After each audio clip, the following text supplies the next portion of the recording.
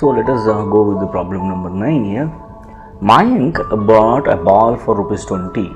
He sold it for 30 and again brought it back for rupees 40. Again he sold it for 50. Did he gain or lose? By how much did he gain or loss?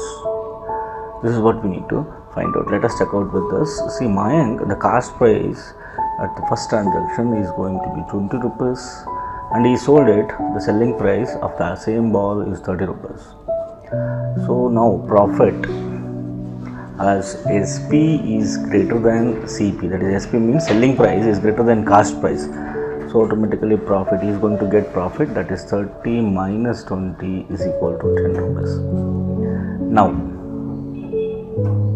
again brought back for 40 rupees.